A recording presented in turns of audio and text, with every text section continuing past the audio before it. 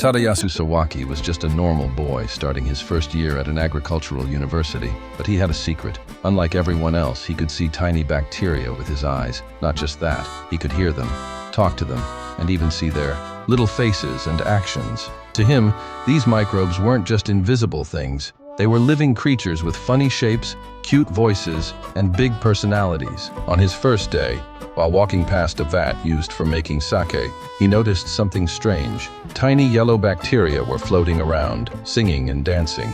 He immediately recognized them as Aspergillus oryzae, the mold used to make miso and sake. Nobody else could see them, but for him, it was clear as day. Something even stranger happened when they found a weird smell coming from a muddy patch of land. People gathered around, and someone called the police. Everyone thought it might be something dangerous buried underground. But before the police could act, Professor Itsuki showed up with a shovel. He dug into the mud and pulled out a wrapped-up animal. It was a seal, preserved using an old method from the Arctic, where people buried seals with birds inside to ferment them.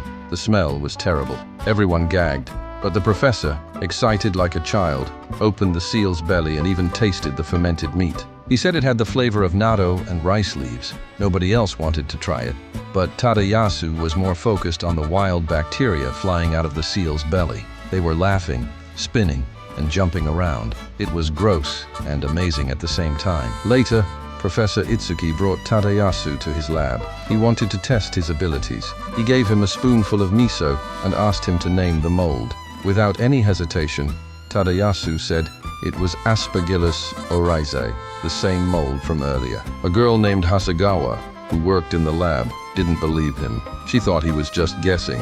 To test him further, she brought different kinds of yogurt from other countries. She asked him to tell which one was made in Japan. He looked at the bacteria and smiled. He said the Japanese one was talking in their language. Hasegawa was shocked. She tried more tests, bringing in all sorts of bacteria. Each time, Tadayasu got it right. He didn't just see them, he could tell how they felt and what they were doing. It was like he was friends with them. Tadayasu soon met more students at the lab. There was Misato, who always had crazy business ideas involving bacteria. He wanted to sell fermented food kits as if they were pets. His friend Kawahama, who was round and loud, helped him with everything, even the silliest plans. Then there was Oikawa, who was afraid of germs. She walked around spraying everything with disinfectant and hated being near bacteria. She thought Tadayasu's powers were scary at first, but slowly became curious. At school events, things got even weirder. There were contests to making sake, relays involving cow manure, and even a booth where kids could pet fake bacteria. Each event was full of laughs, surprises,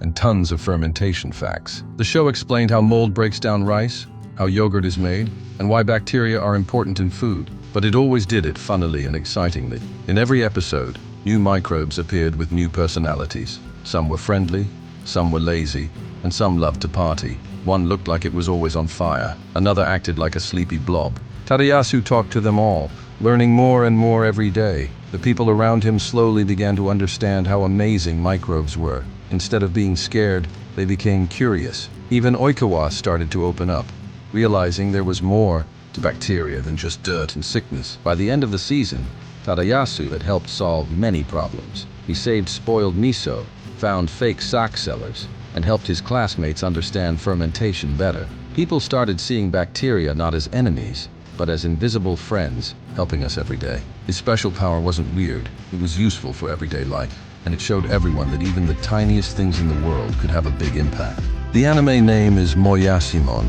It mixes real science with silly jokes and strange adventures. The bacteria were like tiny cartoon characters, each with its own charm. It made people laugh while teaching them how important microbes are in food, health, and even culture. If you enjoyed this anime recap video, then clicking the subscribe button will help a ton.